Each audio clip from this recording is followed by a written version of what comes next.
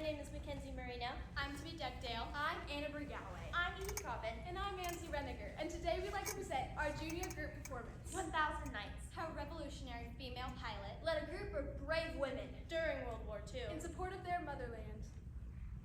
Midnight Aviators. Revolutionizing impossible nightly assaults. This is the legacy of Marina Raskova. Launched by the Germans in 1941 and one of the largest invasions in the history of warfare. Operation Barbarossa prompted the Soviet Union to recruit more soldiers for combat. Desperate, Premier of the Soviet Union, Joseph Stalin, agreed to allow female members of local air clubs to form 3 air combat units under the leadership of ace pilot Marina Raskova, master of harassment bombing. These dedicated women forced the Germans to retreat, allowing the Soviets to gain important ground. Despite negative reactions, their steadfast determination resulted in a revolutionary shift in roles, traditionally held by men in the military.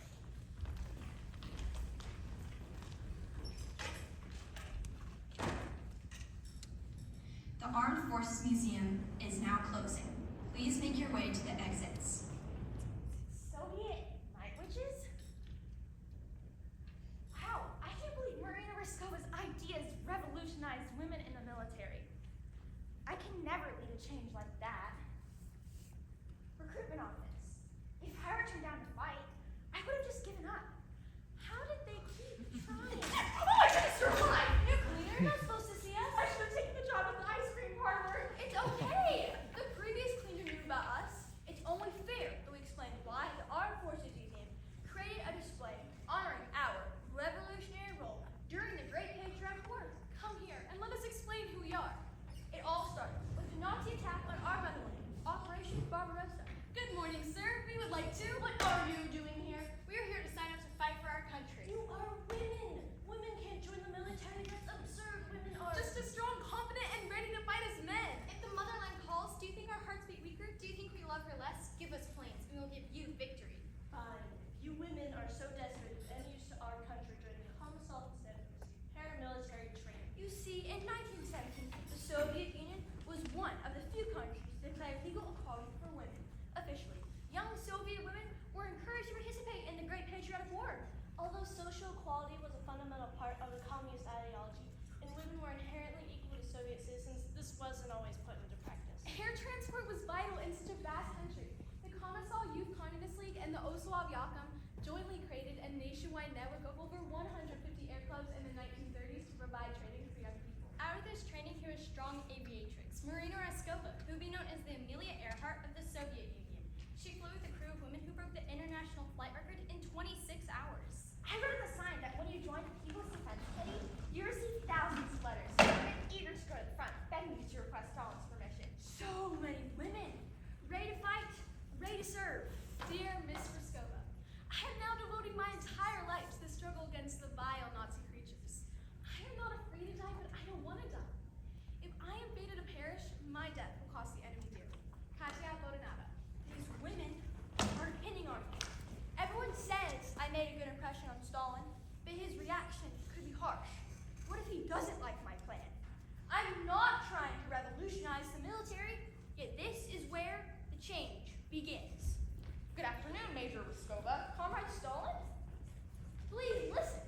You need more fighters, and women are just as skilled as fighting men. We deserve to fly for our country. You understand, future generations will not forgive us for sacrificing young girls. These young women have a strong desire to fulfill their duty to their country. There are other positions for women to serve in our military. How can they fly in combat? This is too revolutionary. They are run away from all the same. It will be worse, you understand, if they steal airplanes together. Please, comrade, allow us this opportunity.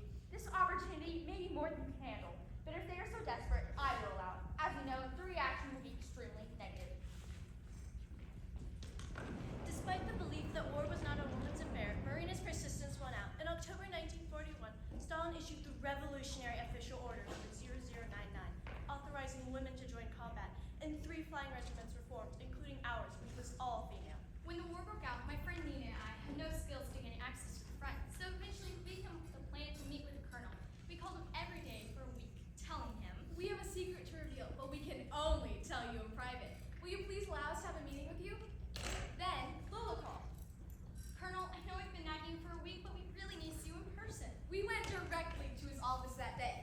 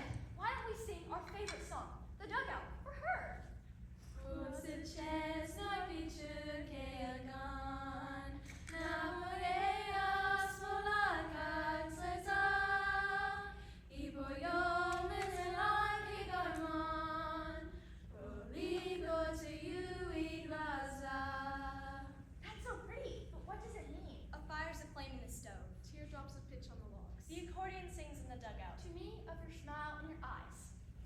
Men did not believe women would do any good at the front. They thought it was not the female job to serve combat or serve in the army.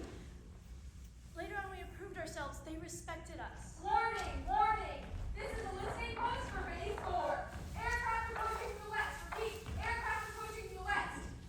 Turn on that motor gun! Aircraft are approaching! They're coming! They're coming! Wait, who's coming? You think they're ours? I hope so. It's been a whole week and no sign of the witches. There's nothing to do here to arrive tonight. I don't think they'd be stupid enough to attack. Don't break radio silence. Let's just wait and listen. Didn't you see those full-grown Germans running in here in their underwear? Yes, it was quite a sight. Look at us now. People thought we couldn't possibly fight the Germans, and now we're being dragged to the front lines. What are we waiting for? Deny Texan. The night witches? You can't see them, you can't hear them, and they fly over the base all night. Dropping bombs, one after another after another. They've dropped thousands of tons of bombs so far. The only thing that can save you is the daylight. We got permission to stay here so we can get some food. We've been sheltered here for a whole week, camouflaged in the day and blacked out at night.